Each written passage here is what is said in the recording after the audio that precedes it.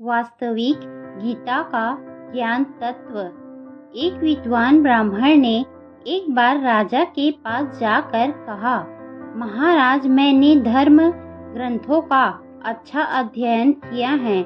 मैं आपको भगवत गीता पढ़ाना चाहता हूँ। राजा विद्वान से अधिक चतुर था। उसके मन में विचार आया कि जिस मनुष्य ने भगवत गीता का अध्ययन किया होगा वह और भी अधिक आत्मचिंतन करेगा। राजाओं के दरबार की प्रतिष्ठा और धन के पीछे थोड़े ही पड़ा रहेगा। ऐसा विचार कर राजा ने ब्राह्मण से कहा कि महाराज, आपने स्वयं गीता का पूर्ण अध्ययन नहीं किया है। मैं आपको शिक्षक बनाने का वचन देता हूँ, लेकिन आप अभी जाकर गीता का अध्ययन करें और अच्छी तरह से उसका स्वाध्याय करें।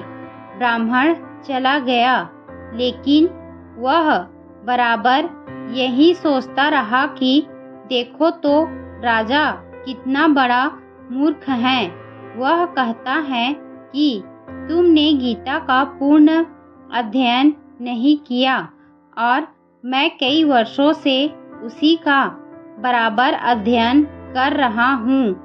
उसने जाकर एक बार गीता को फिर पढ़ा और राजा के सामने उपस्थित हुआ। राजा ने पुनः वही बात दोहराई और उसे विदा कर दिया।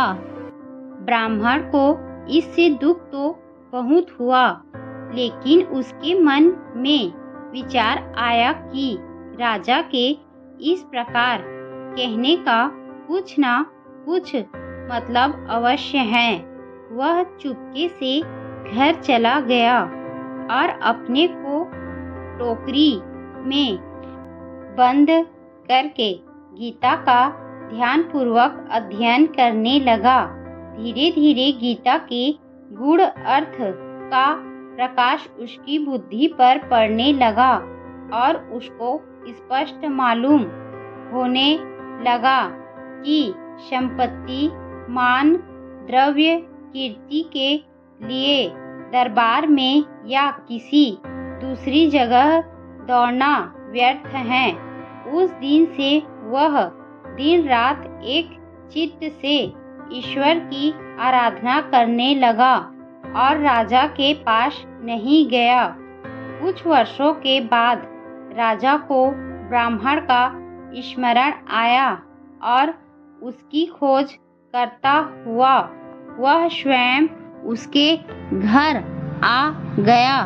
ब्राह्मण के दिव्य तेज और प्रेम को देखकर राजा उसके चरणों में गिर पड़ा और बोला, महाराज, अब आपने गीता के असली तत्व को समझा है।